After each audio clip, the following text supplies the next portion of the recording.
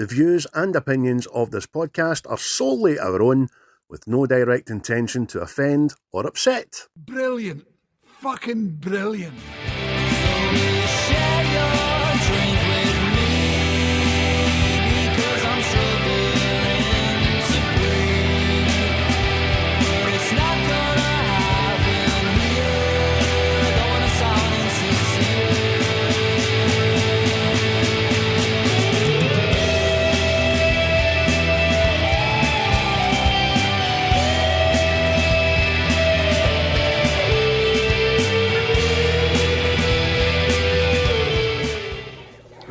I'll give it a try. No. Try not. Do. Or do not. There is no try. Well, hello, one and all, to What's the Script? I am Chris, as you may remember, as you may know. And again, joined today for your audible pleasures is Craig. How are we, Craig? I'm well, very well. Thanks for asking. How are you? I am in recovery. Aye. You've Yes, I have. You've had a leaky arse, haven't you, for the longest time there? Yes. I have received the gypsy curse, and they've tried to kill me via the arse. So, yes, for anybody who's unaware, I have had the diarrhea bug of the winter, and I've also almost shat my life away. To the point, I got to the stage, I started rinsing myself down like a Frenchman. Except I don't have a bidet, I have a shower head. It's now all covered in shite. Oh, what's that? I didn't eat any corn. Oh, you're fucking right, you didn't. Everybody loves their own brand, don't they? Let's analysis. Oh. Bye. So, get this. Medical professionals. Listen, I'm not feeling well. I've had diarrhea for about 4 or 5 days now. What can you do for me? I mean, I've took these tablets myself to try and give myself. Just take the tablets, son. Give it 5 days. If it doesn't clear up, phone us again. Thank you, doctor. Aye. Take Imodium, What a fucking... Imagine going to medical school for, 6 years or something like that, just to be able to answer a phone, not even see somebody in person and tell them to take non-diarrhea tablets that you need to go and buy yourself, even though you're scared to run to the fucking shop because you're far away from a toilet pan. Yeah. Thanks, doctor. And as I say to you at the time, mate, it probably wasn't even a doctor that was speaking to you. It was probably a fucking wee Agnes in the front desk was sitting with her tabard on, talking about all your ailments to another colleague. Oh, that's that Christopher Nest back. Aye, him. Aye, the one with the genital warts. Aye, him. Aye. Let's get diarrhea in there. Oh, whoa. How did I end up with barnacles on my dinghy?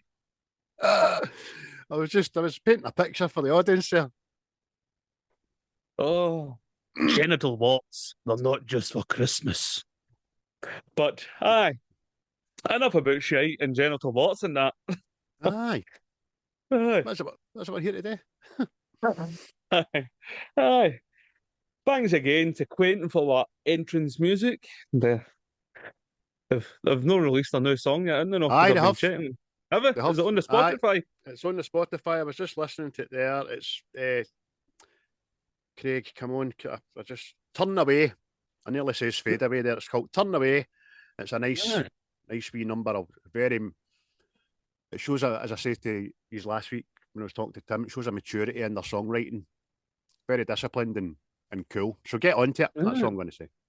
Aye, get there and listen to that there. Shout out again to our wee podcast buddies. Seismic now. I'm sure the next film they're doing, it was delayed, but they're doing Violent Night, which I went to pictures to see, which I enjoyed.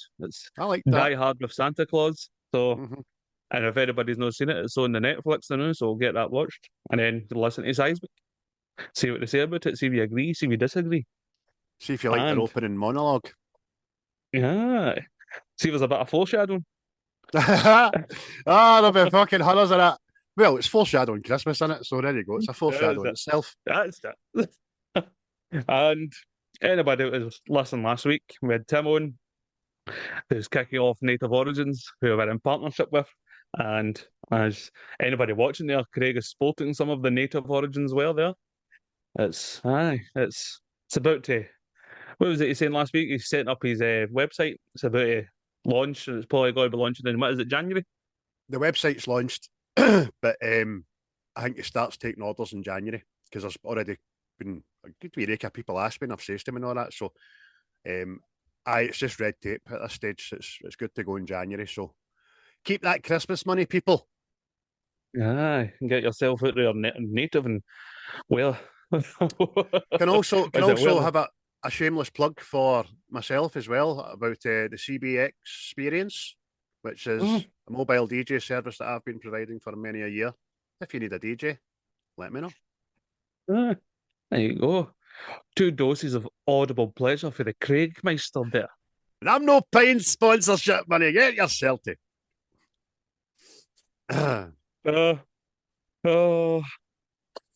You will be. Aye. Aye. But as anybody knows that we're listening last week, we will be doing Star Wars Empire Strikes Back today. But unlike last week, what did you watch last week, Craig? Aye, that was my bad last week. So apologies to everyone who was eager in anticipation to find out what me, Tim, and Chris had all watched in the week before last week's podcast. And I just get too excited. So, quite a big list, as you could probably imagine, but I never watched a lot this week, so it's not as big as it could be. So, very quickly, I'm watching Series 1, Superman and Lois. Chucked it. Marvel What If, Series 1. Quite enjoyed it. Who Killed Jean-Benet Ramsey? Sorry, which is a documentary on Netflix, which was very interesting. The Walking Dead, Season 2 of Daryl Dixon. Excellent, by the way. Really enjoyed it. And movie-wise, I watched Heretic. It's a bucket of shite. So that's all you're getting. Gladiator 2, I'm giving it no bad. See if you didn't know it was as I said to Chris off camera, if you didn't know it was a follow-up and you hadn't seen Gladiator, the original in 2000, then you'd like this film. And I didn't know like it. It's just there's too many similarities in that, but acting's great and it's worth a watch. Guardians of the Galaxy, Spider-Man, No Way Home, Jaws, of course, Spider-Man Into the Spider-Verse, Spider-Man Across the Spider-Verse. I saw Wicked and I really liked it. I watched Megan and I liked that too. Wee robot lassie, fucking freaky wee bitch that. And obviously I had a good triple dose of The Empire Strikes Back. And then last night, as I was losing my memory due to whiskey, I had The Return of the Jedi on, which I fell asleep to. What about yourself, Chris? What have you watched? Oh, well, me being in fucking Med Bay C, I pebbled through a lot of films. Well, continuing on from obviously Jaws last week, there's a few shark films in here. So I had 47 meters below. That's that one, the 2 lassies going to the shark cage and it falls off the boat. I watched Bram Stoker's Dracula. I watched The Shallows. I watched Alita Battle Angel, Geostorm, Dracula Untold, The Grey Man, Last Witch Hunter, The Dragonheart, Dennis fuck. Quaid there hunting dragons with his American accent. Is that Sean Connery's the dragon, isn't he? Aye. The Gentleman, Kindergarten Cop, The Mask of Zorro, Dirty Rotten Scoundrels, The Mummy, Bruce Almighty, and The Revenant. So all your movie food groups there, onto one big dollop. No half. The only thing you missed out there was a Pixar, I think. It's what it says, mate. So you're lying there and you're in the fetal position, scared to breathe in case it creates an air bubble in your body, and it just That was a smashing big list, mate. Excellent. Some untapped gems there that I've no listened to, watched in quite a wee while. Excellent. Before you go on, mate, and I'll just let the people know, you can obviously get us on all sorts of platforms electronically. You know them by now. We don't need to keep spouting, but we are very pleased to say that Facebook group page is at 394. 6 away for the big magic 400. And we got a wee bump to YouTube this week as well, up to 325 subscribers, mate. So that's my match report. Aye. Oh, what I said the other night, TikTok is kicking off, shall we say. I think it's into the 800s, just shy of 900. Twitter's got a bit of an exodus now. People get out, is it blue sky or sky blue? Whatever the fuck it is. So the Twitter took a dip. So it's like 1700 or something. But like we've been saying for a while now anyway, Twitter's fucking, if you're not into politics, porn, or fucking adverts, then I mean, I say to you the other night there, Seismic's, I seen Seismic's post for the first time the other night there in about fucking 3-4 weeks. Know what I mean? So they're just stuff's getting pushed to the top and other stuff's this. I mean, there's people I've seen their posts all the time and I don't know who the fuck they are. Know what I mean? No. So for whatever reason. I've binned my X page, opened up a new one, just called it CB Experience. Never followed MD. Nobody follows me. And it's just, my homepage is littered with porn. It's just porn. Aye. I'm like, what the fuck's going on here? I'm not adverse to a bit of punani like the next guy. But come on. Why have you just assumed that I'm a rabid fucking deviant? Know what I mean? You call me a wanker. Aye. Jesus. But aye. But anyway, on to today's movie. Well, not so much on to today's movie. This film was released in 1980. So before we get into the movie, give a wee rundown of 1980, Craig, with your fabulous facts. Why don't I press the button? Let's go back to the year. Back to the year. Back to the year of our film, 1980. Hey! Yes, welcome back in time. You've travelled to the year of 1980, 20th of May, in actual fact, when this movie was released. So, a couple of factoids. World events. Ronald Reagan was elected President of the United States. There we go. Also, an earthquake in southern Italy killed 2,483 people and injured 8,934. That's some fucking earthquake. I didn't read too much into it and where it exactly was, but that's a lot of folk. You know what I mean? That's a big me scoozy. Especially for a European kind of country. You don't really hear of them. It's usually South America and the like, or Middle East, you know what I mean? But anyway, that was a tragedy. The cable news network CNN first aired. And although I was alive in 1980, I was only 2 years old, so I couldn't tell you exactly if CNN was an actual news channel back then. It was just a fucking propaganda, money-fueled political rant, you know what I mean? Also, the UEFA Euros, the 1980 Euros was held in Italy as well, and West Germany won it. Obviously, it was West Germany because the big wall was still up then, you know what I mean? But if none of that took your fancy, you could go to the movie theatres, or as we like to call them in Glasgow, and the pictures. I go to the pictures, mate. It was probably about £1.50 back in 1980 to get into the pictures. Maybe need to do a wee investigation into that. Doesn't matter.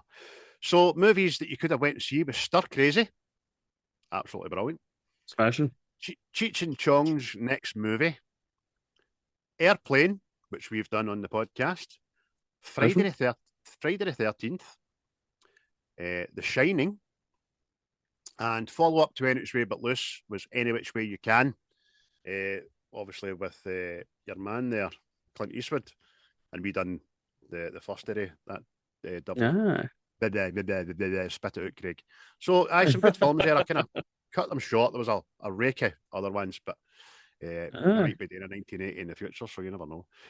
Music-wise, you could have got your wee tape deck loaded up and listened to such classics as Betty Davis Eyes by Kim Carnes, A Knickerdrapper, Endless Love by Lionel Richie, or as he's known to in the biscuit world, Lionel Rich T. Stand and Deliver by Adam and the Ants, another banger. Let's Groove by Earth, Wind and Fire, another knicker drap on that, by the way. Under Pressure by Queen and Bowie. Start Me Up by the Rolling Stones. So some cracking tunes there. There's a few turners there, you know. Aye. There's a few on my playlist, let me tell you. And celebrity deaths, I've kept it quite short. The first one was in hindsight, a terrible one. John Belushi passed away because his heart couldn't keep up with his fucking lifestyle, basically, or his liver. Yeah. What a funny guy. But obviously a tragic soul. Grace Kelly, star of stage and screen, also passed away, as did Henry Fonda, who featured in 12 Angry Men, which we done maybe about a year ago as well. And lastly, I've wrote in Ingrid Bergman. She died as well. So John Belushi, who was a rising star at the time, and 3 major cinematic stars all passed away. And that was the year that was 1980.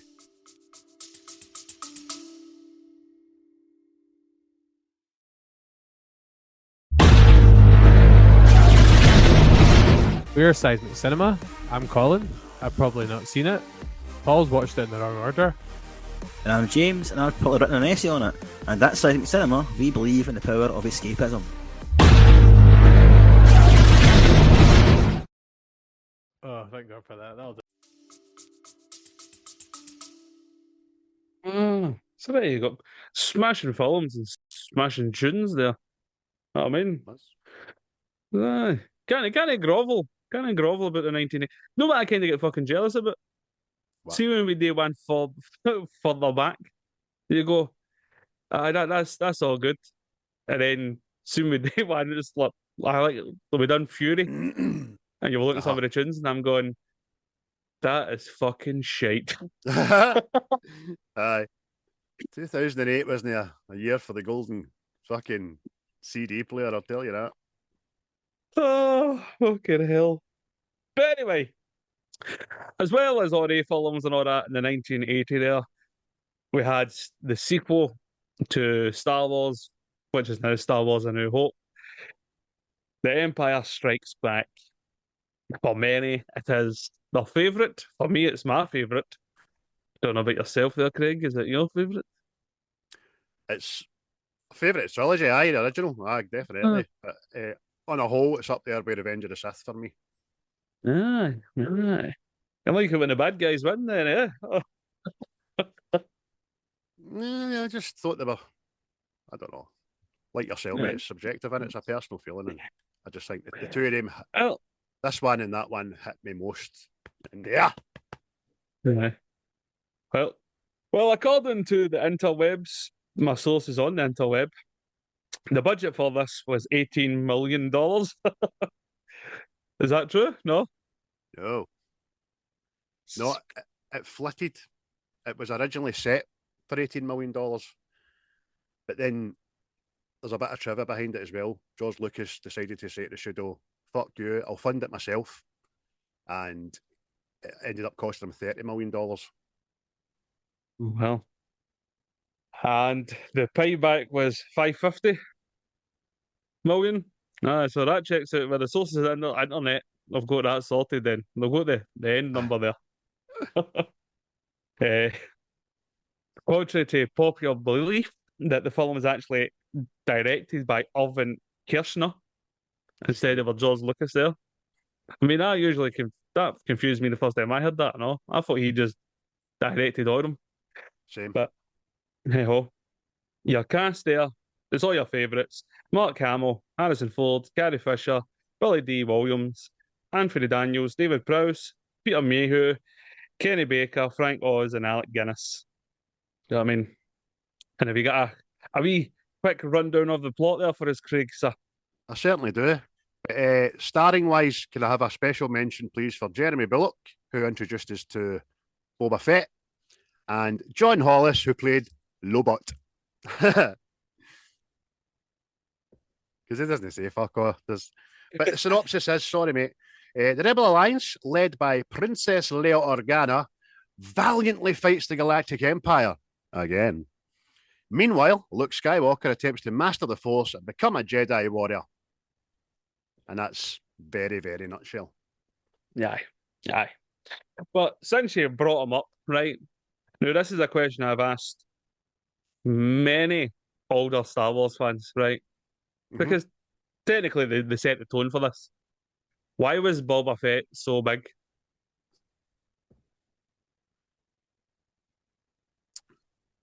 Well, I can only answer it because of how we've got him now. He's got a fucking series out now, which is shite, by the way. I think Boba Fett was so big and so there was such a draw to him because you hardly seen him. You know what I mean? Less is more kind of thing. So you were just intrigued to know more about him. Where's he come from? What's his deal? Bounty hunter? Who's he bounty hunting? Oh, he's in with the Empire. And fuck, look at his ship. Ship's funny. And then his whole look as well. It's just, I know Star Wars is a bit out there for everybody looking different, but his helmet and all that and his rocket pack, he's got a fucking missile on his back, you know what I mean? Yeah. No, it's just a question I always ask. It's like Boba Fett was obviously a fan favourite, so much so that he's got his own show now. But it was like, I always like kind of went, the guy's not in it. You know what I mean? It's like in the canon, if you read back, obviously I've read a lot. It was Cad Bane after Boba Fett more because you wanted to know more about him and blah blah blah. But then he appeared in the Mandalorian. Aye. And it was all right, but he didn't have to because this fearless fucking bounty hunter Cad Bane just turns up to get killed. Aye. No, mate. No. Funny enough, what I was actually laughing at, I know that you gave the guy Bulloch a shout. The only reason he was Boba Fett is because he could fit in his outfit. You know what I mean? So, fucking. The original outfit was meant to be totally white as well. Aye. Original drawings for it were the exact same costume, but everything white. And it was only I think George Lucas at the death said, oh, that's just too stormtroopery. He's got to be something to. He's no affiliated to the Empire. He's his own man. You know what I mean? So, good decision there. Aye. Well, funny enough, I was watching something and all. Know how the other bounty hunter you see the guy that's like the big lizard thing. Okay. Aye. Like fucking. The first time I watched, I don't think that scene was in it. Know what I mean? I think that's just been kind of added in. Know what I mean? But apparently, that character I know is just repurposed for spare bits and bobs. Because apparently the suit he's wearing is an old suit for Doctor Who, and see the big reptile head. It's just a repainted mask for the Cantina scene in the first film. Aye, so brilliant, excellent. I can't remember his name, but he does make an appearance in a couple of animated Star Wars things. Aye. And I had the figure. I remember having the figure, the original figure. We had Boba Fett as well. The original, by the way, if you've got, I don't know who listening to this will have it, right? But it's just a useless piece of information. But it might not be useless because it might turn you into fucking £1 million. The original Boba Fett figure, the rocket fired out his back, but it was deemed dangerous. What? The 70s and 80s? Dangerous? Don't play with the plugs, you fucking maniac. So, after which they repurposed it. I can't remember if it's Mattel or Hasbro, whatever, it made the original toys and the rocket didn't move. But if you're one of these people that have got the original Boba Fett with a firing rocket out his back, you are on to a lot of money. So there you go. Bit of advice for you now. There you go. Get rummaging in that old toy box there. Aye. But like it says, mate, this Star Wars film is regarded as a lot of people's favourites. I'm not saying it's everybody's favourite, but this is my favourite one because I think it adds a lot more to the Star Wars story than other films does. Like, just to see the world building behind it and everything. Like, I mean, I think the thing that's like modern Star Wars has suffered with is we always end up on a desert planet. Or we always end up back on Tatooine for some fucking reason. Know what I mean? But this, you've got Hoth right away, snow planet. Then you've got Dagobah, fucking big swampy place. Then you've got the Sky City, you know what I mean? And it just seems to be a bit more fucking. There's more creatures and everything. Just seems like there's a bigger world out there rather than what they do now. And it's just, oh, aye. Let's see if there's no Tatooine. They just film in another desert and call it a different planet. And you're going, is every planet just fucking barren out there? I know. Aye. There's an awful lot of lack of water in space, isn't there? Aye, especially Cloud City, man, which is Bespin. But if you watch the Industrial Light and Magic documentary on Disney, which is fucking great, I've watched it twice, Oh. You'll see the amount of artwork that this guy paints for the backdrops of Bespin. Ah, fucking tremendous. Aye. Aye, that's definitely magic. Because it's even, but there's so much of it we'll end up getting in it, but, but it's just, see this one for me, it just, it builds a lot into Star Wars. I mean, the first film was kind of a one-off and I didn't think it was going to go places and all that, but see it even in regards to like the Empire, like you've got the Emperor, know what I mean? There's a leader to this and how big it is and the resources they've got and all that stuff. And then like the whole Force thing as well. You're learning about the dark side and the light side and all this stuff and all that and how the Force actually works. I think this film just lends a lot more to Star Wars than other films did. Aye. 100% agree with you, mate. It very quickly catches you up to where everybody's at. Do you know what I mean? Battle of Hoth kind of gets you right up to speed with everybody, the Empire and the Alliance. You know what I mean? It answers a couple of questions of what's been happening, how the characters have grown, and all that kind of stuff as well. But aye, you're right, mate. And then as the story goes on, it adds to it again. Oh, there's more to this, and there's another chapter, and there's, as spoiler alert, we'll probably find out later, there's a shock reveal and all that. You know what I mean? It's aye, and Darth Vader has a gaffer. You know what I mean? Oh, right. So he answers to somebody as well. There he is. Magic. Aye. And it was just, it fleshed a lot of things out. And again, I think that's the Mandalorian. I think that's why the first couple of series of the Mandalorian worked. Because you were seeing more of the galaxy and more of the more creatures and all that, know what I mean? As opposed to fucking, there's Tatooine again. All right. You're right, mate. I mean, how hard is it to paint on a blank canvas? And when your blank canvas is the universe, the galaxy, anything you want it to be, why are you gravitating back towards sand? What is it they call it? The Force Awakens? Jedi, isn't it? Aye. Is that no Tatooine, mate? Aye. No, that's Jedi, that. How's the Millennium Falcon there? Fuck's sake. And it's even Igby Ross, the Rise of Skywalker, when they go to find that Sith guy's ship. It's another desert planet. What's this one called? Don't know. You know what I mean? Aye.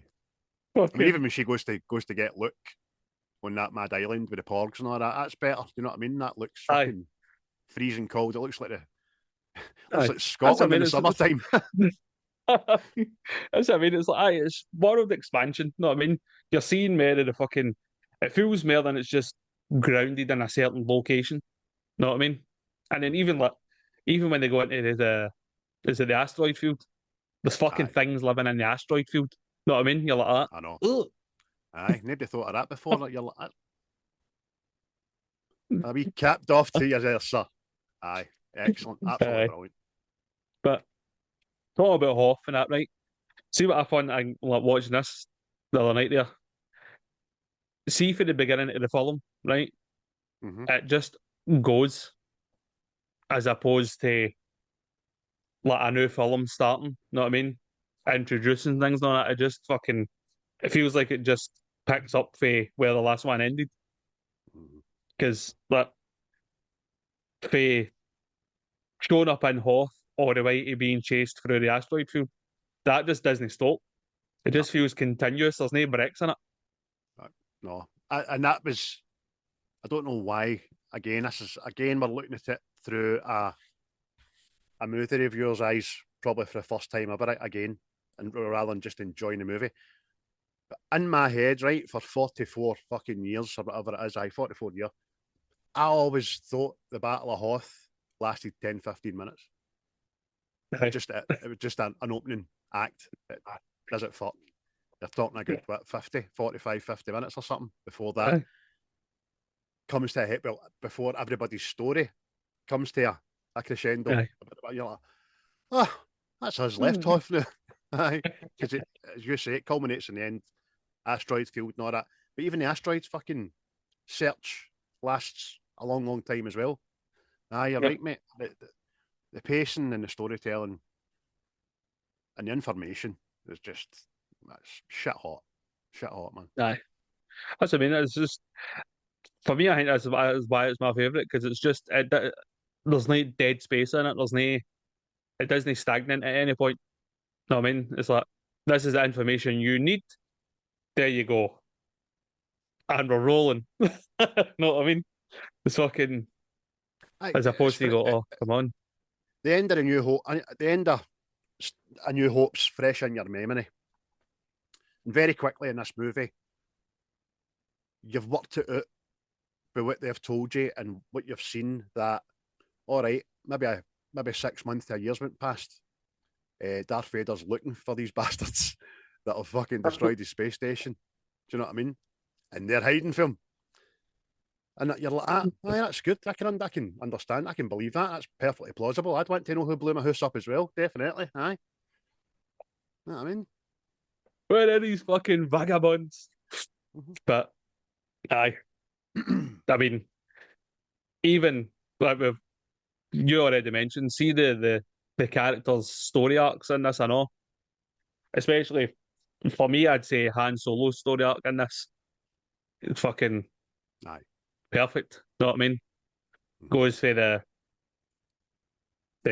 wee outsider guy that doesn't really care, the wee lovable rogue. Look at your wee cheeky face there. Hey, feathered fucking... and layered cotton. You just don't see it anymore. And I mean, it just what I was saying for there, no caring, no doesn't want connected with anything to eventually mean the sacrifice, know what I mean? For wanting a better word. But all the characters get it. Know what I mean? You see Luke's character going for the even though Mark Hamill's still doing that. Really, mister? No fooling? Oh, aye. He's still very much learning his craft in this movie. Even his opening line over a radio, an official call was, Han, you there, old buddy? Aye. What is it, look? Unless the old buddy shite, right? This is an open fucking channel, mate. You can just imagine him, see when he gets attacked at the start, when he wakes up in the cave, I would expect him to go, oh boy! Gee willikers, Mr. Abominable Snowman from Monsters Incorporated. You were much funnier in cartoon form. I've got to say it right now as well. See, after the kiss, when he puts his hands behind his head and does that face, I want to punch it, man. I want to punch it. Oh, mate. Well, see, that could at least make my next. I now have a theory. Right? See the Skywalkers and their incest ways? You're going to say it. I know what you're going to say. What am I going to say? What am I going to say? You're going to say that fucking Kylo Ren might be Luke's boy. No. All right, okay. I'm going back to my. All right, okay. Know how when the first find Anakin and Qui-Gon's like that, and where was the father? Know what I mean? And Shmi goes, "Oh, there was no father," and I'm going like that. Desert people, not many people around. Brother and sister. There's not a dad. Oh, no, I was visited in the night and pumped by the midichlorians. That's it. It was them that done it to me, aye. Fired themselves right in about me. And that's what I'm saying. See, with the old incest, that's where comes the madness. And then that's where Anakin went off his bonds, turned to the dark side, and there's these fucking wains at it. And you're going, fuck's the matter with you? Oh dear, what a picture that is. What have I told you? So remember, folks, it is nearly Incest Christmas, and if you're struggling for something to buy, why not buy Incest, a game for all the family? Is that a perfume? Incest, my Dior. Oh dear. Brothers and sisters fucking unable to keep their hands off on her. I can't help it. It's that scent.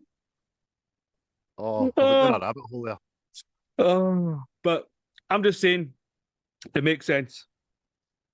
No, I mean, fucking, because I just don't get. Look, see the kiss, right? I'm surmising that the brother sister thing was fucking maybe wrote into the next film. Know what I mean?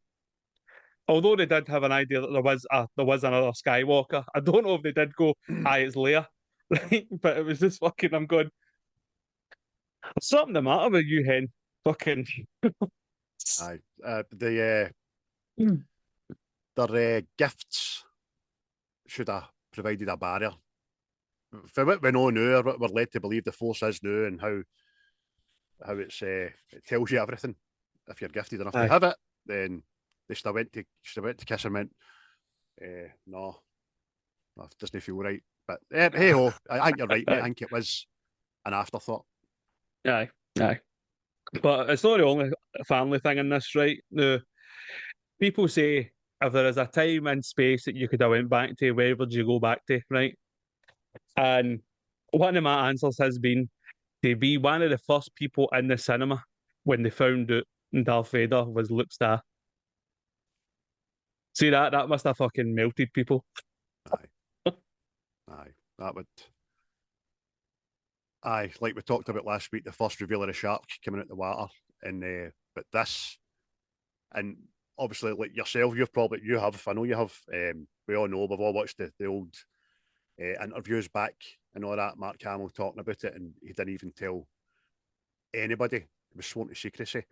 So much so that when it was revealed on the set, that's when the whole crew and all his co-stars found out as well, just like the audience. And he said he walked off, and was it Harrison Ford? Aye. Like, just something dead cheeky. You fucking never told me that. You shite or something. No, he didn't say that. Do you know what I mean? But he did say at the time, he says, you couldn't tell Carrie Fisher anything anyway, because she was just, she couldn't keep a secret. Aye, a gossiper. Aye. So, mate, I'd have loved to get back in time and park my arse in a cinema, no knowing that. That'd have been immense. But we'll never. I've been to see it, obviously, when it was re-released, but aye. Because it was re-released for its 40th anniversary, wasn't it? So, Aye. I mean, fucking 40 years, man. Woof. Aye. I've seen them all up to this point. It's just, and next year we've got Revenge of the Sith, 25 year. So that's going to be released on May 19th or something like that, I think. But the whole drama of fucking Vader. I mean, that must see even just writing that, man. Like fucking, we'll make the major baddies his dad. You're just like, oh. Life means nothing anymore. Aye, because it kind of it solidifies that in your head, Christ, Darth Vader was a man. Mm. Do you know what I mean? At one point, a human man, a father, whatever. Because you forget it. You know what I mean? Especially back in the day, I would imagine. Because you're probably just thinking Darth Vader's this machine. Do you know what I mean? But it's an eye opener. Aye. Well, like I says, mate, this is my favourite Star Wars, right? And what I've already said, it's for other reasons. It lends me to Star Wars and most other films and all that stuff. But it is also one of the very few films out there that the bad guys win. And see, just to go in that direction with a film, it must have just fucking, because I'm trying to think of other films before then that would have went down that same route where the bad guy wins. And I don't know if it might have been the first to do it. You know what I mean? Because I've watched other things like how people were comparing this film to The Last Jedi, right? Because of the backlash it got and all that, and people hated it to begin with. And I'm like, but that's the first time hearing of that. But apparently the backlash to it was because it didn't have a happy ending. Aye. So I didn't even think about that until you you mentioned it to me. And when you said it, I thought, can make a bit of sense, but that's people clutching at straws for the sake of the new films to try and make you like them a wee bit better and all that. So fuck those guys. but I mean, for a film to have all the bad guys winning, because I mean, effectively the Resistance get a doing at the start, were hope to save the day, gets battered in the final fight, and our comic relief guy gets nearly killed and taken away by a bounty hunter. Know what I mean? Right across the board, it's like, Aye, and it's brilliant. It's fucking brilliant, and it's obviously it's needed in that part of the trilogy.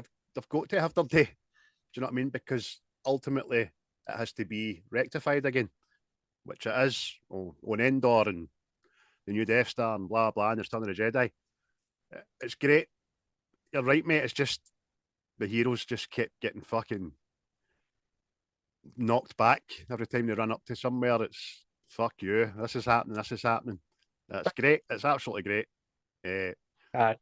Like the Darth Vader reveal, I would imagine how it must have felt seeing Han getting encased in carbonite. I know. That must have been fucking deflating as hell. Just especially after the declaration of love by Leia and all that, and one of the best comeback lines you'll ever hear in cinema right before it. You know what I mean? Brilliant, absolutely brilliant. Well, that's what I was going to say, because this film is quite Han Solo heavy. Know what I mean?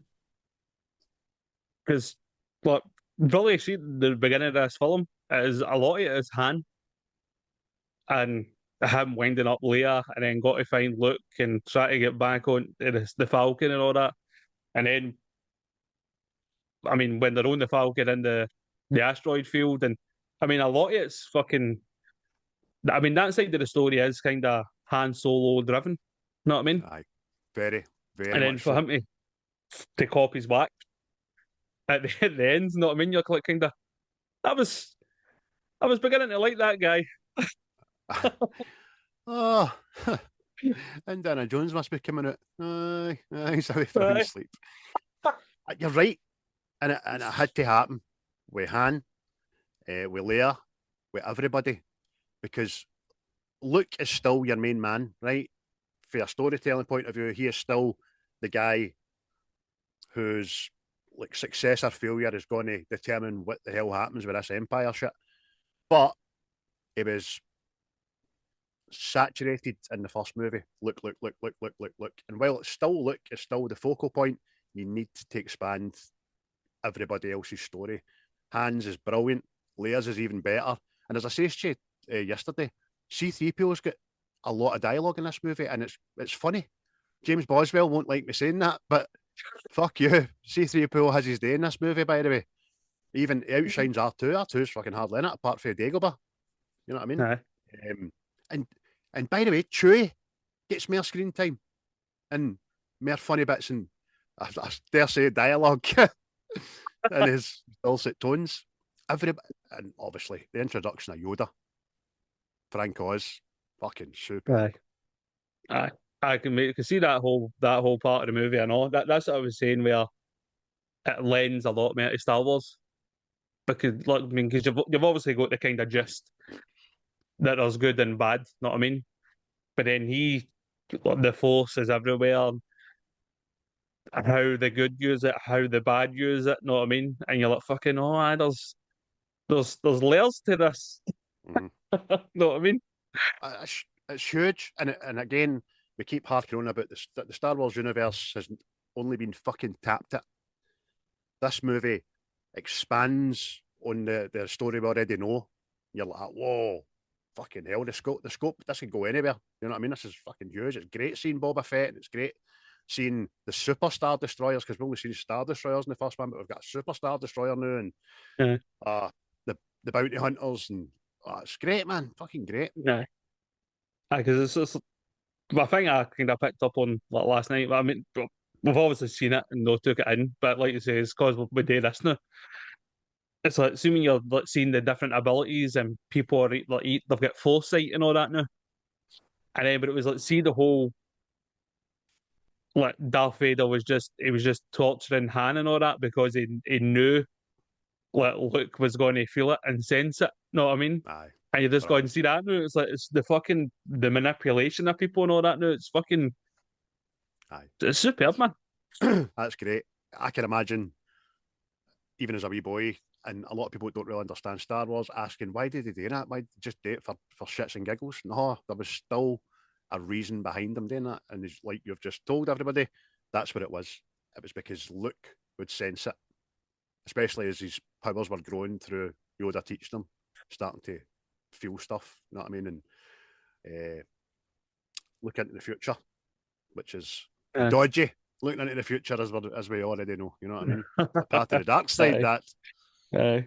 The film itself is nominated for 4 Oscars, and it won 2, all on the side of the effects and stuff like that. Which I know you can look at now and go, "Oh, they're a bit aged," but they're still good for the film.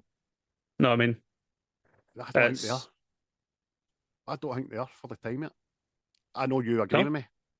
The only one that kind of gives you is when Luke's falling down when he gets blown out the window and he starts falling. You can see that's very Superman 4 fucking green screen. It's a bit bad, but the practical effects in this are fucking tremendous, man. Absolutely tremendous.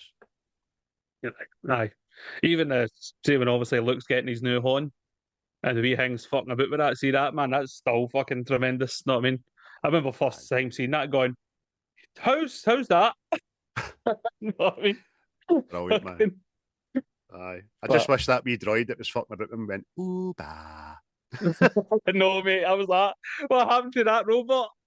Only had fucking a big cut pond for Wayne's. That was it. See, do you know what annoyed me, right? It shouldn't annoy me, but it did. IMDb score was 8.7 out of 10. That annoyed me. 95% Rotten Tomatoes is much more closer to being accurate. But I'm like, who's the fucking 1.3 cunts? Who are they bastards?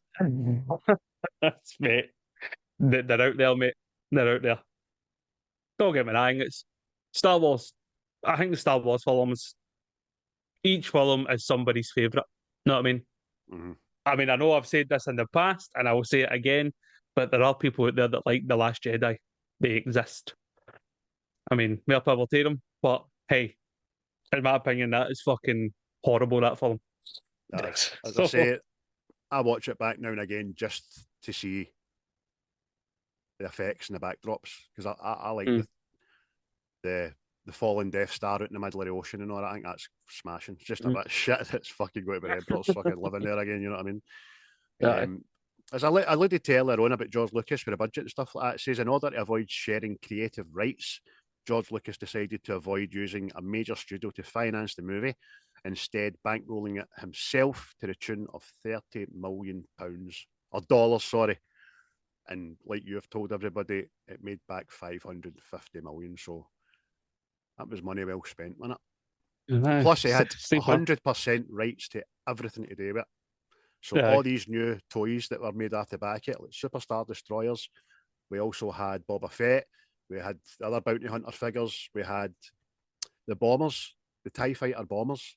You'd never seen them before. They're the double cabs, you know what I mean? Dropping bombs in the asteroid, had them. And even the Millennium Falcon was kind of rejigged to look a wee bit more weather beaten and stuff like that, and put some new things on it. So fucking George Lucas, man. Comes the money. It's just, what's the matter, George? Can you not sleep? No. What's wrong with you? Fucking cha-ching, cha-ching. I can't get cha-chings out my fucking head. I can't get to sleep for the cha-chings. Oh, every time I try to put my head down, my phone goes off saying, fucking another $1 million has been added to your bank account. Oh, I hate that. So what a Gotta decision. get moving for the zeros there. Amazing. It's fucking. It's a good problem to have. But another thing, obviously, Mark Hamill had an accident in between the movies, and they actually wrote in the part of him what the character Luke being attacked by that creature to explain some of his fucking facial features. Know what I mean? Which again, I thought was, oh, that's not bad. That aye, well done there. Bloody Not- clever. Absolutely. Aye. It sounds simple, doesn't it? It sounds like a simple rewrite, but it's so clever. Because George Lucas said himself, he says, we heard about Mark's accident. Once he says, I didn't know the extent of his injuries until we had a meet up and I seen his face was actually physically different for the one of Luke in A New Hope. So, Aye. how do we get about that? Well, first of all, we see Luke wrapped up in Hoth. You know what I mean? It's just his eyes, and even they're goggled. And then the snow monster gets him, kills the Tauntaun and all that kind of stuff, and hangs him upside down, bleeding for the face, which is great. And it says the shots where Luke uses his Jedi powers to retrieve the lightsaber from a distance were achieved by Mark Hamill having to throw the lightsaber upside down, and then they just rewound the footage so it goes back into his hand, which was, sounds again simple, but done What's that? brilliantly. Ingenuity. Talking about scenes, hit me with some of your favourites, mate. Hit me with your best shot, as they say. Some of my best bits. Let's get down to that wee list then.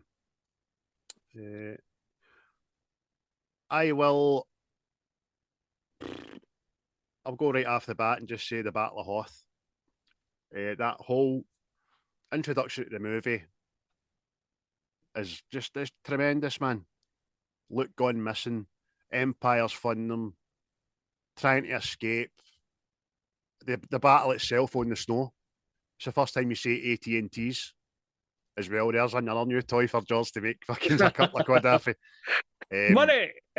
And the new spaceships that are wrapping the winches around their legs, and then all the troops on the ground, which was a bit of trivia as well. I think that was the Icelandic army or something like that, wasn't it? Aye. Mhm. So what an opening to Apparently a a movie. lot of women. Aye.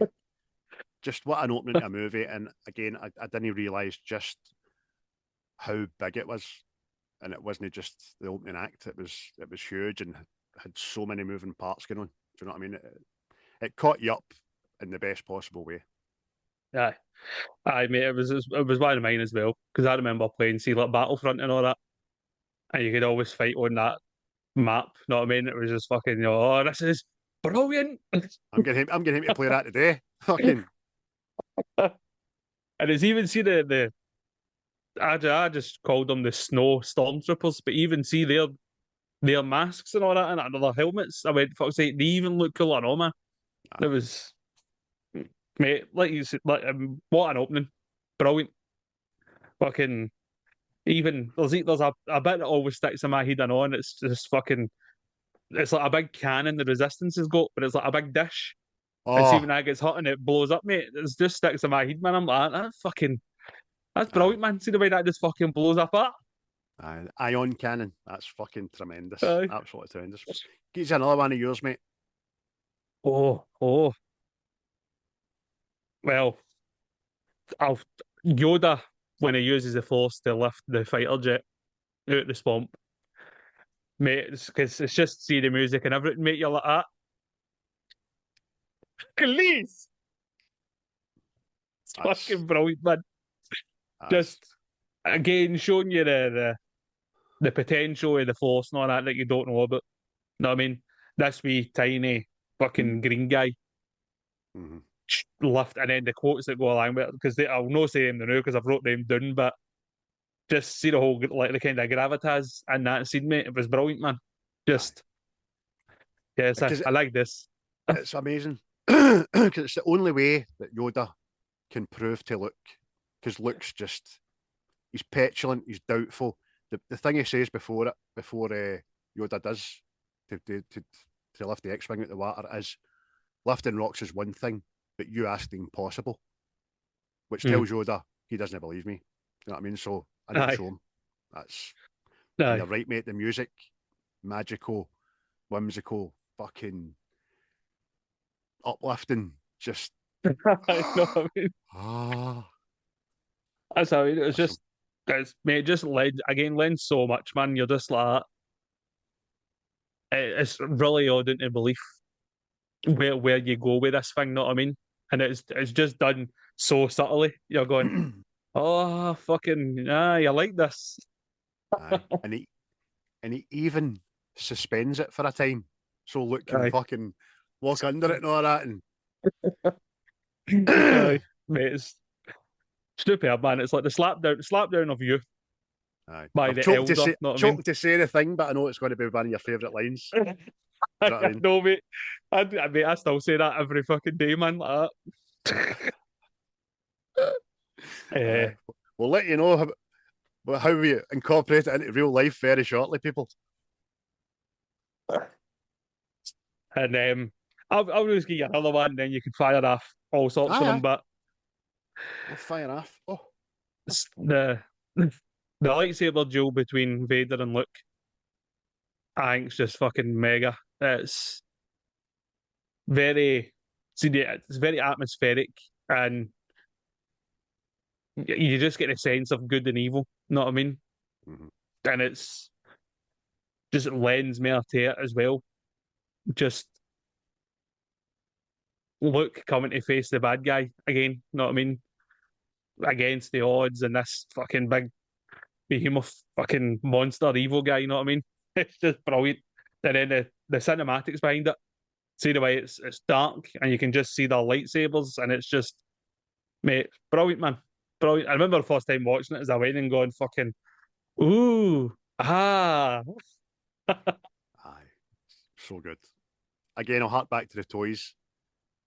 The original Darth Vader. His hand had a wee lever. You pushed it up, and the lightsaber came out his hand. That's fucking bit of plastic was brilliant. And I remember recreating this scene 1,000 times with toys, man. And you're right, mate. It's an absolute spectacle. It's dark and dim, and what you can see in the background is still beautiful and all that because you can still see out the window and lights flashing, corridors and shit. But it's the light for the sabers that lights up the screen for you. They recreate it very well in the Obi-Wan series when they have the battle with Anakin and Obi. It's mainly dark and it's faces lit up blue and red and stuff. So, but in this, and the lightsabers are different. In this, they're thinner and stuff. It's great. The sound sounds even more raw when they hit. It's sounds a bit like Kylo Ren's, man. A wee bit. It's more fucking electrical and violent. It's great. Aye. It's just again, it's just the way it carries on and all because it moves on from location to location. Know what I mean? And before you get to the big, he lops his horn off, and then the big reveal.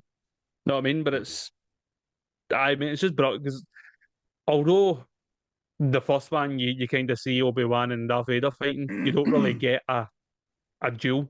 You know what I mean? So it was good to see, man. It was good. Aye, it's brilliant.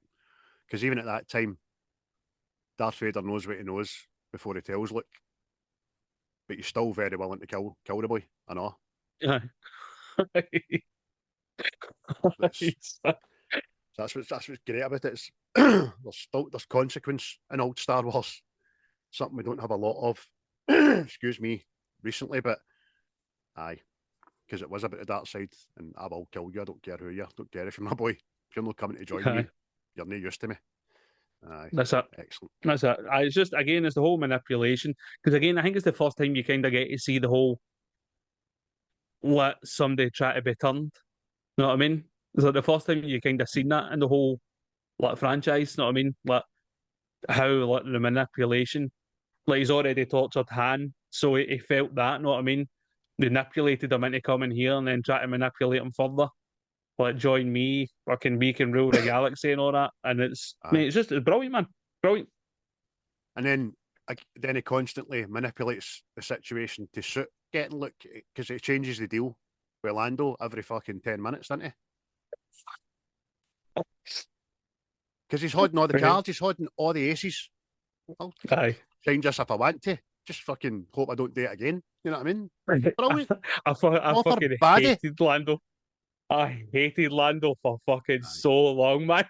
Aye. Pure irrational fucking hate. Like, you're a traitorous bastard. Get him out, Sean. Aye. And then George Lucas tips us over the edge with Lando, and I'll come to that right at the very death. Fucking. I'll tell you in a wee minute. Another favourite scene for me. Kind of rhymed them off a wee bit there. I'll just say it. We've touched on it already. The big reveal. Now, we've been doing a bit of a pattern in recent podcasts mentioning this Mandela effect. I know, mate. Today's not going to be any different. Because while everybody of a certain vintage will quote the phrase, "Look, I am your father," Darth Vader doesn't say that. He says, "No, I am your father." Did you though? Is that what you used to say? Like billions of people on the planet. I only remember, "Look, I am your father." Aye. I'm in that boat. I don't. I distinctly remember Luke being said. So I don't know what to say. Maybe people will remember it different and shoot us down. But I remember it being Luke. Aye. So if you're one of the people, please leave a comment, get in touch, tell us. Say, Craig, I've got the VHS for 1970s. Well, it wouldn't have been 1977, because it didn't come out in 1980. Craig, I've got the original VHS, which was released in 1982. Come up my house and watch it. Aye, I will. And if you're an attractive lady, I'll come up and do something else as well. But no, I don't remember it. But as a scene anyway, regardless of the line, what it wasn't, it's writing genius. It's a game changer in it for everybody involved, for the whole story, because that just gets tipped right in its arse. Because then Luke's now get out in his fucking mind. He's went for, I need to destroy this guy. And then as we move into Return of the Jedi, we very quickly realise that Luke thinks he can save his dad. Yep. So, aye, game changer. And Yoda and Kenobi didn't tell Luke for a fucking reason. And that's why they wanted Vader dead. That was the right. Oh, you're led to believe that Vader killed Luke's dad, right? Know what I mean? From a certain point of view. I see that last night. Obviously, I watched Return of the Jedi last night. I know. See, when they said that, I fucking nearly rolled off the bed. For a certain point of view.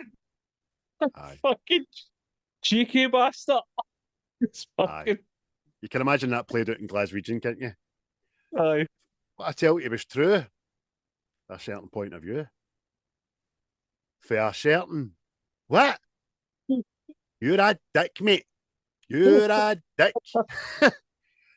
Last night as well, right? A bit of a trivia attached to this as well is Alec Guinness wasn't going to come back and reprise his role, but I think he asked for something like 0.1% of the gross. Still made him millions of pounds. No. There's a when it appears on Dagobah, the Force Ghost appears on Dagobah. There's a timing fucking malfunction because Luke's just about to get into the X-wing. He's actually in the X-wing, just about to shut the door. Nobody goes like that, puts his horn up for about half an hour. Wait, look. When they should have went like that. Wait, look. When the horn's up, but no, the horn's got for half an hour. Wait, look. You're trying really hard there, Alec. It's mental. And then again, there is another. We get that one, didn't we? Yep. That's the whole son feather reveal thing's fucking mega. And then even to the point where Luke just throws himself into the pit, really, rather than switch sides, man. It was fucking aye. I like the cut of your jip, young man. Aye. So before we go into favourite lines and all that, because I know that's what you're going to ask next. Let's call out some fucking funny shit, right? Let's call it out. See your man Vader. He's fucking a bit trigger happy in this film. He just likes killing off the staff, you know what I mean? Which I was going to say, where's the fucking HR department? Oh, aye. That's not being implemented to the fucking episode fucking one, the new ones. Aye, so you done what? Bob did. You're promoted. Don't you fucking fail me. It had me laughing last night. I'd been drinking last night. I just started my mind on it after a tangent. I went, I wonder if there's deleted scenes in this. Where a wee guy comes back with a coffee for Darth Vader and forgets the sugar. Ugh. Is there no sugar in this? No, Lord Vader. Just starts choking at people for doing the most minimal of mistakes, right. You know what I mean? You'll feel me for the last time. Aye, there's no wet flare sign out in the fucking torture chamber. Wee cleaner in the background getting choked to death. It's the other wee guy in Albert. See as the other guy's lying on the grundeed and he's like, you're now in charge. And he's like, I don't want to be in charge. There's a puddle of piss and shite. This guy's dying like that. Okay. Aye, that's you. You've been promoted. Go and we'll talk about your wages later. I like I'm happy. My job, I don't want to be. I know. And they end up, there's a fucking superstar destroyer with 5 staff on it. I know, man. So, right, that's you promoted to a commander now. Bro, I only wash the flares in here. Aye. Over to you now, Admiral Lopez. I don't speak of the English, Lovida. Fucking Admiral. I was a janitor this morning. Fucking Admiral today. So that's quite funny. Why is nobody cleaning up this spillage? Well, Lord Vader, you choked him out. It's 8 o'clock this morning. Did I? I was a bit rash here. Davey was alright, and I went to I was Lord Vader. Davey was alright. Just he brought the donuts this morning. We all make mistakes. That's true. I'll need to learn. I'll need to go and see somebody about that. My temper's just getting a bit. You know what it's like. I can choke my wife for cuck's sake. Jesus. Did I tell you about that back? Mustafa, aye. Poor cow. Pregnant, I know she was. Wasn't a nice person. They all unionised and they came back and went, right, Vader, we're up at a union now. Just get Vader that. And this gives you power over me?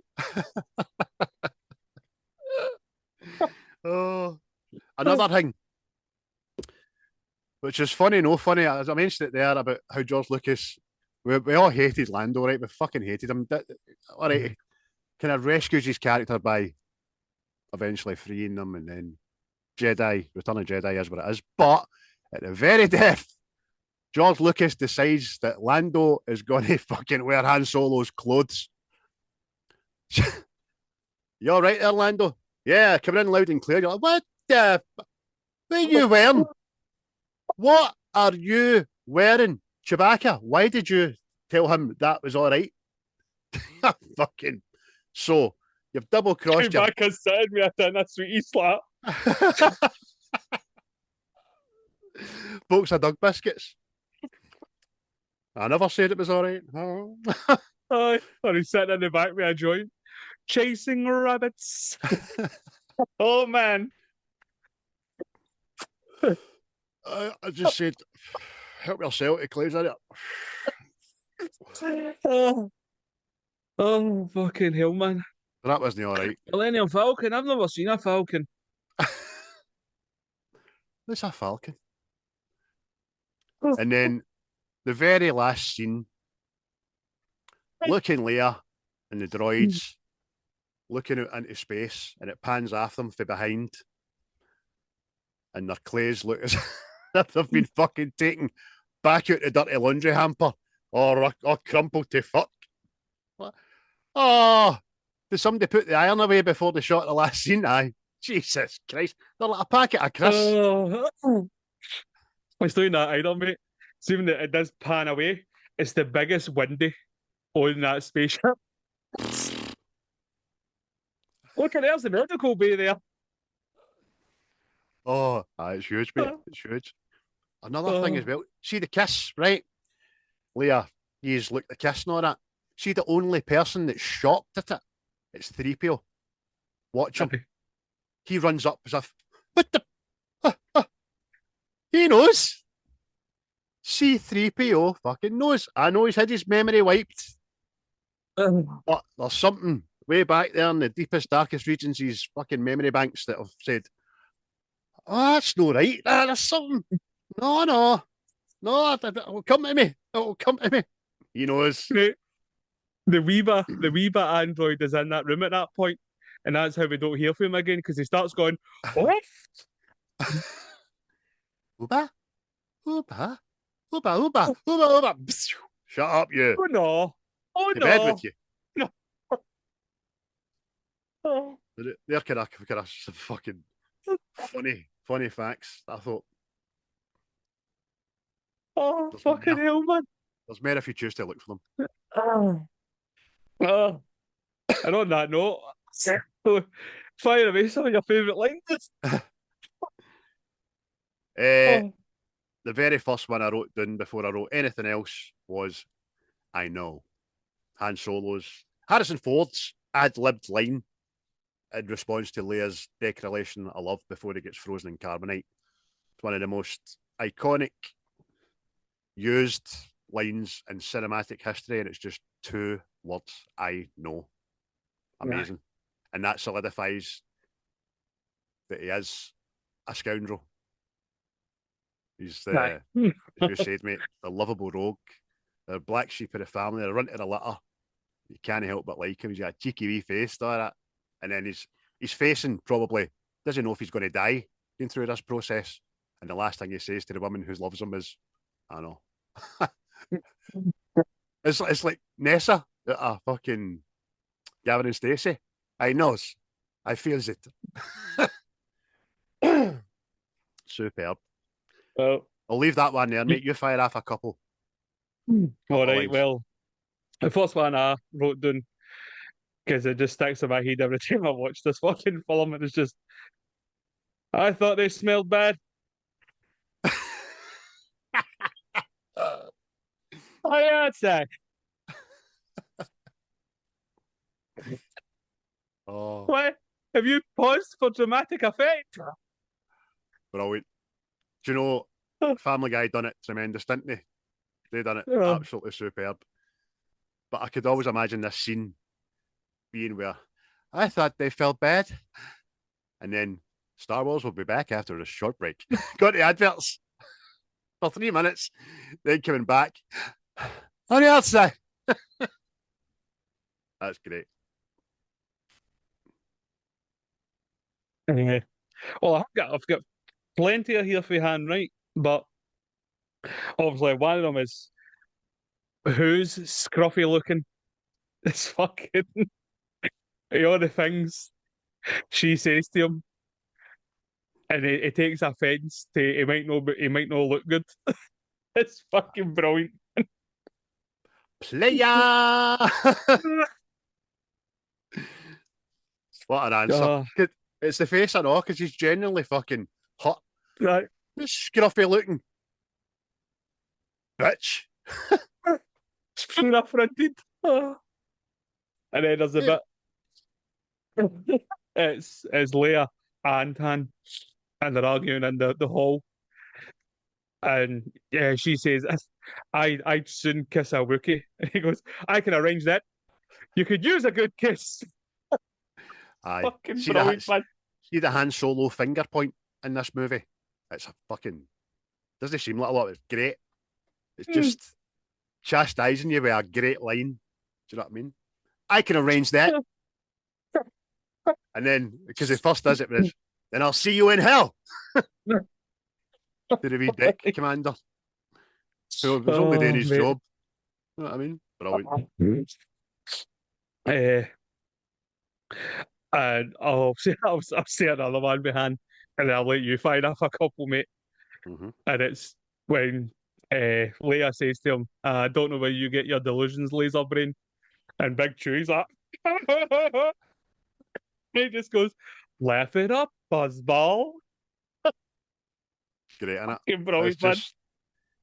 That's fucking just warm feelings they fucking scenes give me. They really do. Brilliant. Oh, 'Cause- fucking see my Chewie's laugh, man. Aye. That's fucking great. Laugh it up, fuzzball. Oh, that's so good. A couple of lines for myself. Wee Yoda, he's got some fucking great dialogue in this. Some of it too long to go over. But another one looks like, I'm ready. Oh, I've never been more ready in my life, Yoda. Oh, you train me out, David. You tell me that I'm so ready. It's fucking no true. I'm that ready that I'm underneath the Rangers badge. I'm ready. Yoda just goes, ready are you? What know you of ready? For 800 years have I trained Jedi. He goes on to a longer bit, but he just tells, look, you're here. You don't know what fucking ready is, son. I've been doing this for 800 years. Listen to your dad. Do you know what I mean? It's great. That's because look, as it looks a pain in the arse on Dagobah. He's gravitated back to that wee moisture farmer's son. Do you know what I mean? Which, by the way, is Stay away from that lead-based paint, Billy. bit of trivia towards that as well. It's roundly, strongly believed that Owen Lars is Obi-Wan Kenobi's brother. The canon of Obi-Wan becoming a Jedi, getting taken from his family and blah, blah, blah. Because the Jedi are good, you know what I mean? They just come in and take you off your family. Is that he was one of two brothers, and there was only one of them that was force sensitive. And it was from Tatooine, and Owen is his brother, allegedly. But you can look into that, people. You can look into that. Look in awe on Dagobah. He told me enough. He told me you killed him to Vader. No, he's not on Dagobah. He says this to Vader. And then Vader obviously says, no, I am your father. So that iconic line, everybody knows them. Aye. And then Luke saying to Yoda as well, the line we were talking about earlier, which we're going to use, and which we do use, Luke says to him, I don't believe it. And Yoda just simply says, that is why you fail. Exactly, mate. I use that all the time, man. Fucking, I couldn't find the sellotape. That is why you fail. What? What? But in the room, I couldn't see it, man.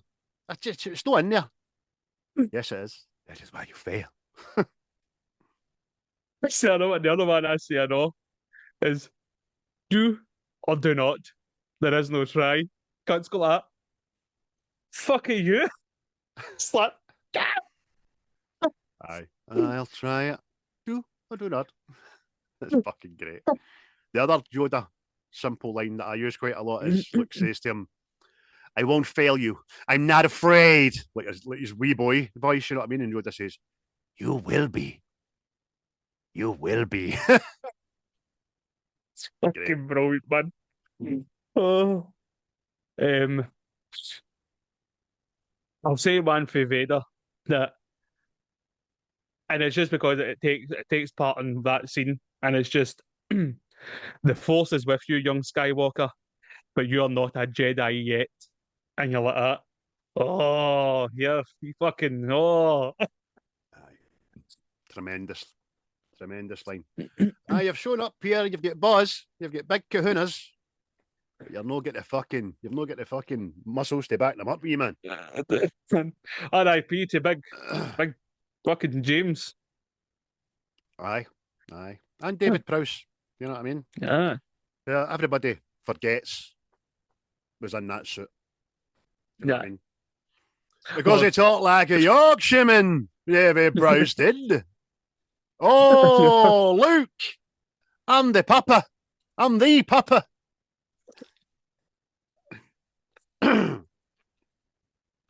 We even get a wee C-3PO bit of dialogue in here. Sir, the possibility of successfully navigating an asteroid field are approximately 3,720 to 1. Han Solo, never tell me the odds. It's fucking. Yeah, mate, it's very, very Han Solo heavy, this film. I mean, see this film, right? Although Palpatine is very quotable in Revenge of the Sith, Mm-hmm. do you think this is the most quotable Star Wars film? Aye, could be, aye. And that's saying something. Because Aye. the original and the prequels are quote heavy, man, in my life and yours. So, aye, this one, because we both said it last night. I wrote down 11, you wrote down 12. There's another 750 because I wrote down on top of it. There's ones I've not wrote down, like when Han and Leia are having the kiss in the tunnel at Hoth, and C-3PO interrupts him, and he just turns around with a stain in his face and just says, "Thank you very much." Do you know what I mean? As if, you fucking bastard, you. And he says it like that, and C-3PO does not read him at all, because C-3PO generally thinks he's saying thank you. Oh, you're quite welcome, sir. I've done a good thing. Hey. Brilliant. Oh, mate, it's fucking so good, man. Like even I had when he's trying to fix the Millennium Falcon, and he's like, "Why did you take name off?" He was like, "I'm trying to get us out of here, and you're taking this off."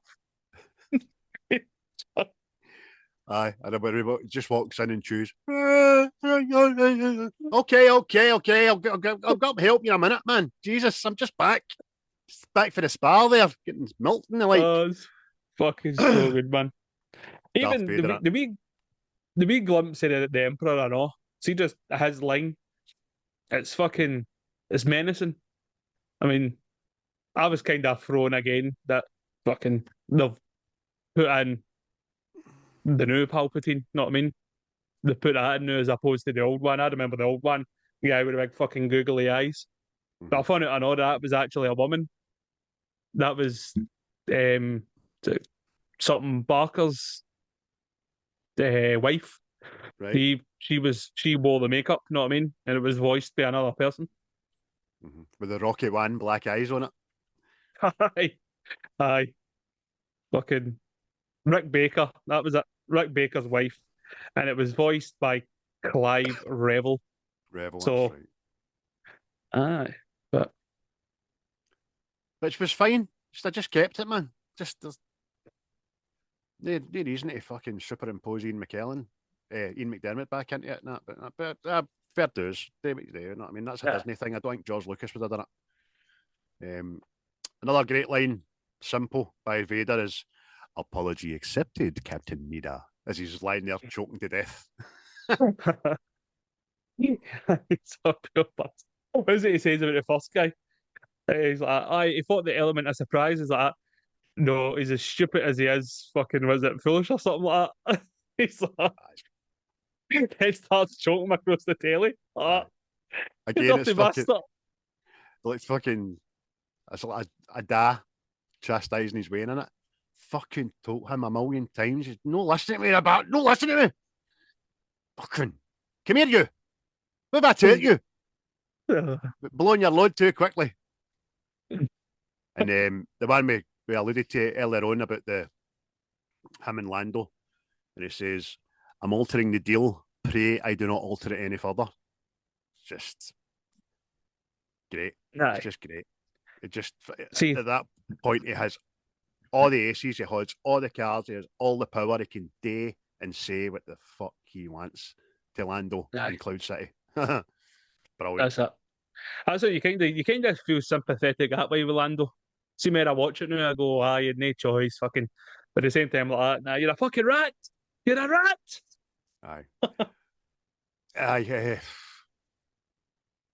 I try to put any other of the main characters in his situation and think they would have fucking fought to the death, not to stick their pals in. Aye. But then Lando's got the added responsibility of however many people are on Bespin, every one of them. So he's kind of acting like a politician in that kind of sense, and he's saving his people by doing the thing he's forced to do. You know what I mean? So we gave him a pass because Return of the Jedi, he more than kind of makes up for it. Plays his part. Yeah. Again, they fired him into the new ones and all, didn't they? Yeah. Shoehorn, they call it. Aye. Didn't kill him off like the rest of them right enough, but so him and Chewie fucking made it. Aye. Anything else? Any other lines you want, mate? No, mate. I'm all lined out. He's worth a lot to me. Fucking Boba Fett on his few lines. Aye. Neighbour, is that you? All your line said? Aye, we'll leave it there, mate. I think everybody else knows everything else we've no mentioned, and probably get some comments as well. That you never said this one, and you never said that one, and that's fair enough. But we've not got all day, you know what I mean, people. Aye, I just a wee added bit at the end there. I was always curious where Hoth was, and it turns out Hoth was filmed in Norway. So there you go. There was a specific location, but I didn't write that down. You can go and see it apparently. The big hangar thing, you know that. So my apologies, I said Icelandic army earlier on. It was Norwegian. Chris has correctly told us there. But and apparently Yoda was going to be completely different. He was going to be a big, tall, slimy character, and he was going to be called Minch. Green and slimy. Minge. Oh, the only one you'd approach by blue waffle. Oh, Jesus. Do you know a wee bit of trivia which made me chuckle? Was when Mark Hamill was having trouble with his Dagobah scenes with Yoda, Frank Oz brought in Miss Piggy and Kermit the Frog to make him laugh. What kind of trouble was he having that fucking Kermit and Miss Piggy helped? Well, he's just been a prick that day. Again, I was watching something and see, because Frank Oz would have been under the flare, apparently the set was so thick he couldn't hear Yoda's lines, and they gave him an earpiece to hear it, but it wasn't working correctly. So apparently Mark Hamill was just reacting to the puppet. So whether that's true or no, that's a wee nod towards Mark Hamill. So I'd like to think it was true. Of course, definitely. And another wee thing I thought was quite interesting was having Han Solo frozen in carbonite was, at least in part, due to the fact that they were not sure that Harrison Ford would return for the third movie. When Star Wars Episode 4 A New Hope 1977 was made, Carrie Fisher and Mark Hamill were signed for 3 movie deals, but Ford refused. Ford even requested George Lucas to kill off Solo, since the character had played his part already, but Lucas refused, saying that he still had a heroic part for Han Solo to play in Star Wars Episode 6, Return of the Jedi. So, we might not have got Han in this or the next one, but so glad we did, mate. Aye, definitely. You know, Carrie Fisher had to stand on a box most of the time. in their scenes. I didn't realise she was so small. But apparently she had to stand in a box for the winching and that. Oh, well. I'll winching for the winch. There you go. But aye, everybody, that was Empire Strikes Back there. I don't really need to ask you what you're getting out of 10, but what are you getting out of 10? Tap of the tree 10 for me. If there could have been an 11 option, it might have just tipped that 11, but no, 10 out of 10, 100%. Can't fault it. I'll echo the same.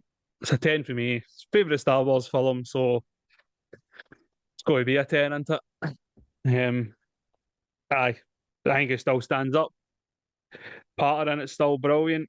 Action, and it only, what is it, 2 hours runtime? Flies through. 8 minutes, Flies through. So, I mean, that's what more can you ask? Can he?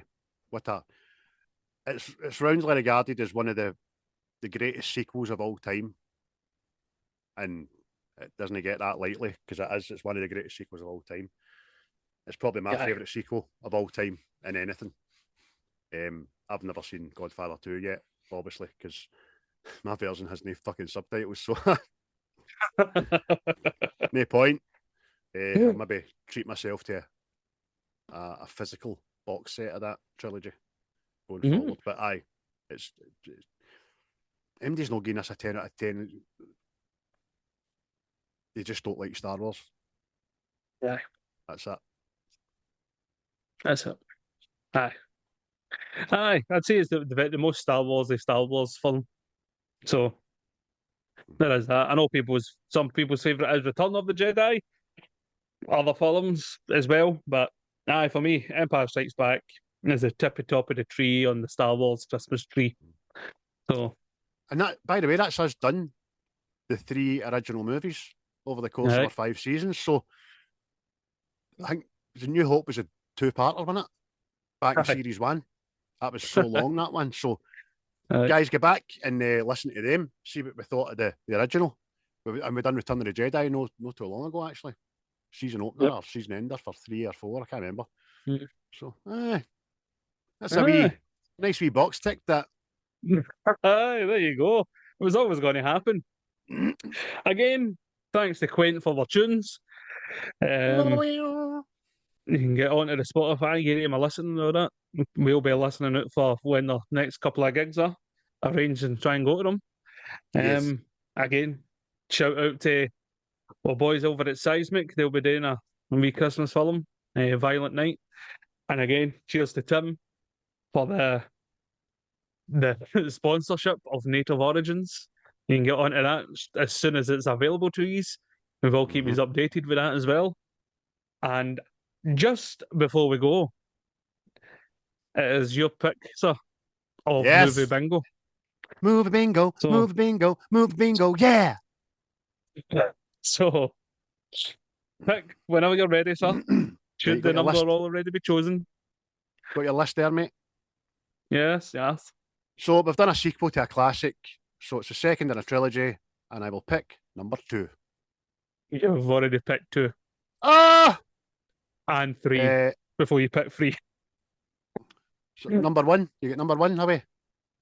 No, number 1 is still there, and it is the film starring Ben Affleck, Argo, which is closely related to Star Wars. So there you go. That's, again, anybody doesn't know, there was people trapped in Iran. The Iranian embassy gets taken here, and Ben Affleck's a CIA agent. They go there, and they fake that they're making a sci-fi movie, much like Star Wars. So, true story, wasn't it? Right, true story. Oh, it's a smashing film. The anxiety is off its tits. I'm looking forward to watching it because I know I've seen it, but I think I've seen it on its release, and I've thoroughly enjoyed it, but I don't remember an awful lot about it, apart from what you've just said there. But I like the Benjamin. I like Affleck. He's good people, good money, him. Aye.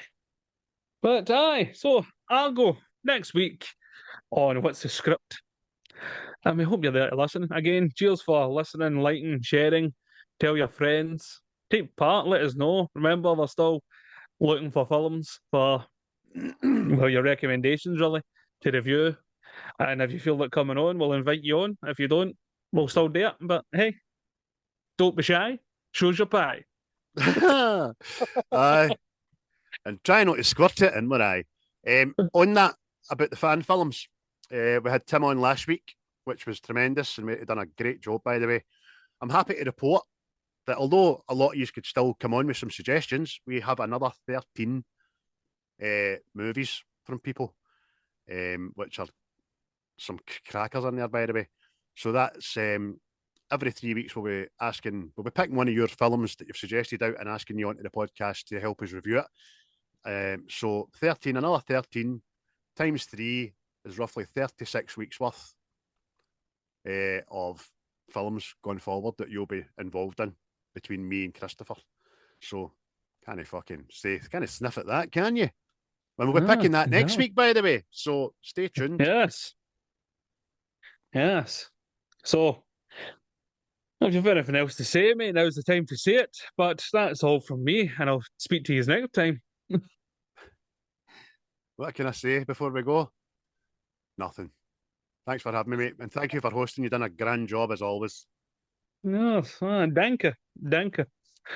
Yes, well, everybody, see you next time. Stay safe and enjoy the audible pleasures. And ocular, if you choose to do it that way as well. Keep that boomerang under your bed. Don't be pulling out the old boomerang sock. But for me, it's may the force be with you. Aye. I'm not a Jedi yet. You will never find a more wretched hive of scum and villainy. We must be cautious. The views and opinions of this podcast are solely our own, with no direct intention to offend or upset. Brilliant. Fucking brilliant. So share your dreams.